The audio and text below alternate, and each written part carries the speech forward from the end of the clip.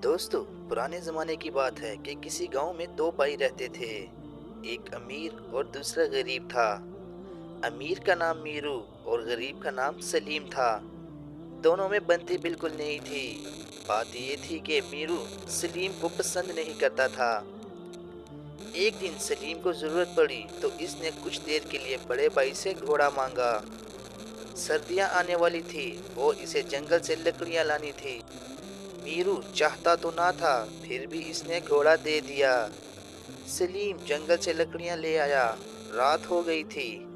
इसके पास रस्सी नहीं थी, इसीलिए इसने दरवाजे से घोड़े की दुम बांध दी। रात को घोड़ा भाग गया। भागने के लिए इसने जोर लगाया तो इसकी दुम टूट गई। सलीम बड़ी मुश्किल से ढूंढता ढूंढता घोड़ा वापस लाया, मगर मीरू ने बेदुम का घोड़ा लेने से इनकार कर दिया। इसने कहा कि मैं तो कचहरी में मुकदमा करूंगा। दोनों भाई शहर रवाना हो गए। शहर बहुत दूर था। रास्ते में रात हो गई। मीरू के एक दोस्त का घर करीब था। वो दोनों इस दोस्त के घर ठहर गए। मीरू और इसका दोस्त घर में आराम करने के लिए सलीम को घर में जगह ना मिली तो वो छप्पे पर लेट गया। सलीम की आंख लग गई। सोते में इसने करवट ली तो वो नीचे गिर गया। नीचे दोस्त का बच्चा बैठा था, वो दबकर मर गया। दोस्त बहुत गुस्सा हुआ। इसने कहा, मैं भी मुकदमा करूंगा। अब तीनों शहर को चल पड़े। रास्ते में बिल आया। सलीम ने दो मुकदमों में सजा के डर से छलांग लगा दी। नीचे एक नौजवान अपने बूढ़े बीमार बाप को ले जा रहा था। सलीम बूढ़े पर जा गिरा। बूढ़ा मर गया। नौजवान भी मुकदमा करने के लिए इनके साथ हो गया। चलते चलते शहर आ गया तो वो सब कचहरी पहुंचे। जज आया और कचहरी लगी।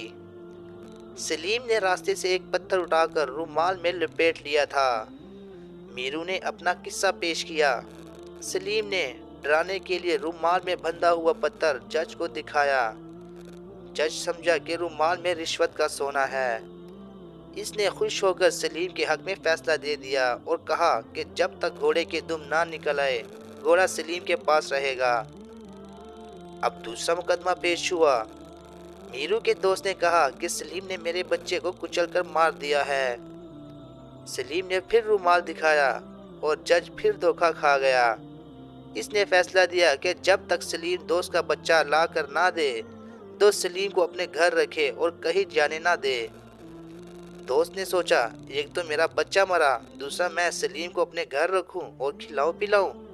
इसका क्या भरोसा, ये दूसरे बच्चे को भी मार दे। तीसरा मुकदमा कचहरी में पेश हुआ कि सलीम ने पुल पर से कूदकर बूढ़े को मार दिया। सलीम का रुमाल देखकर जज फिर लालच में आ गया।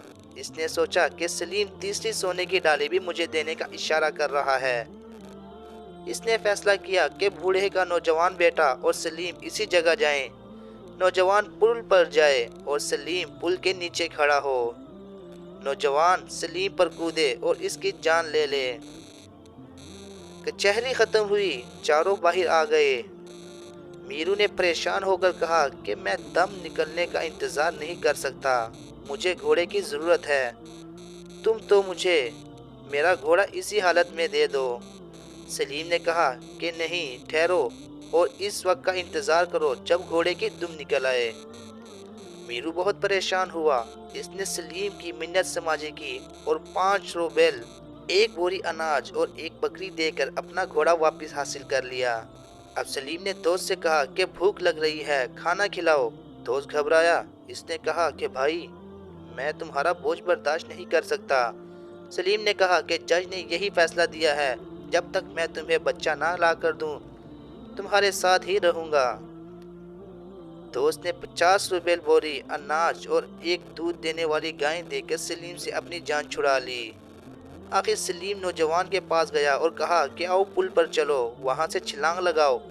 नौजवान ने सोचा कि अगर मैं इतने ऊपर से कूदा तो खुद ही मर जाऊंगा।